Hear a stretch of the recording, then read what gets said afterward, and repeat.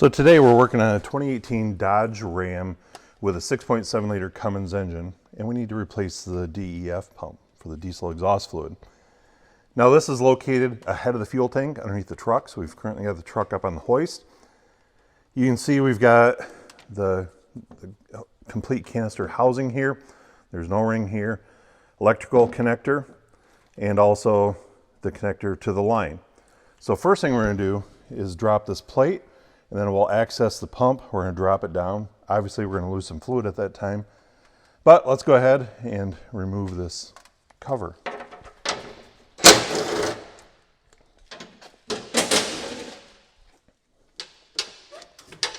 I see it's stuck underneath another frame brace. We had to kind of slide that out of the way a little bit. Now the next thing we're going to do is take a pick and or a small screwdriver, or at least the little lock right here, which is going to allow us to depress the tab and disconnect the electrical connector. But you'll see that DEF fluid is primarily made up of urea, which is very caustic. So the last thing we want to do is have some of that stuff splash on this, corroding these terminals. Service information tells us that if you get any DEF fluid on this, you're supposed to replace this harness. So what we're going to do right now is be a little more precautionary here.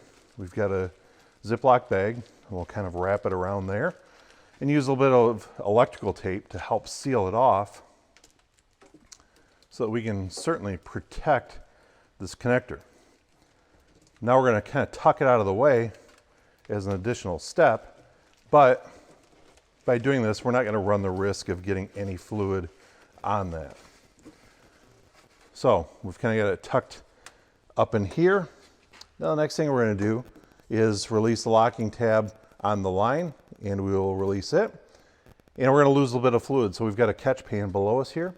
Once that's done, we've got the lock ring on here, which maybe many of you are familiar with when it comes to replacing a fuel pump on other vehicles.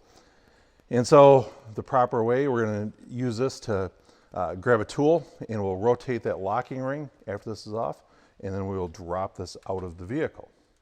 One thing to make note of here is when you're trying to disconnect the line, there's two white tabs that you'll notice.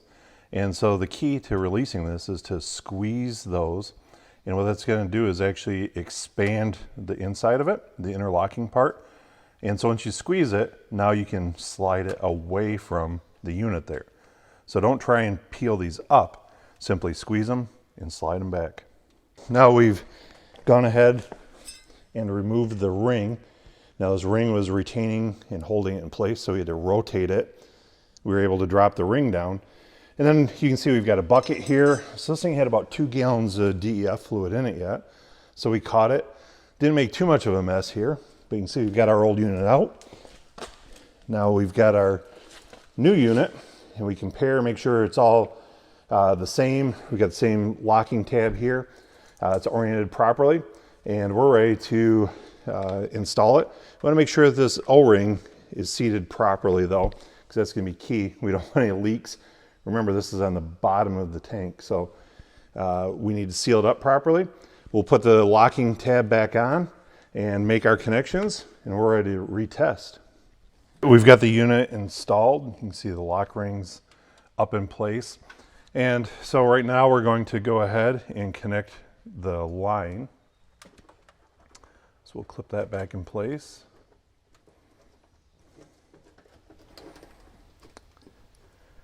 Need to wiggle it a little bit there until we feel and hear a positive lock, so we know it's not going to pop off.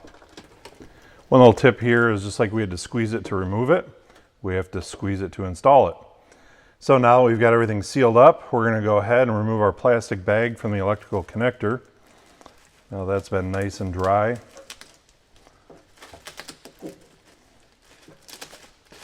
And then we're going to go plug that back in. Get it clipped into place, and then we'll install the lock on that also, so it doesn't pop off. And then before we actually install our shield again, we're going to go ahead and add some fluid to the tank to make sure we don't have any leaks around our O-ring. and then we will put the cover back on and button it up. So now we've got the unit in. We've added a little bit of fluid, and obviously we didn't want to fill the entire piece up and then find out that there's a problem or something. So you can see we've got it. This thing had a half tank in it previously. Now it's reading pretty accurately about a quarter tank here. We've got no more warning messages. So we're gonna go ahead and top it off, cap the job, and then we're gonna take it for a test drive to verify that everything works properly. Now, some people will tell you to use a scan tool to run the self-test. That's always gonna be recommended and clear any trouble codes.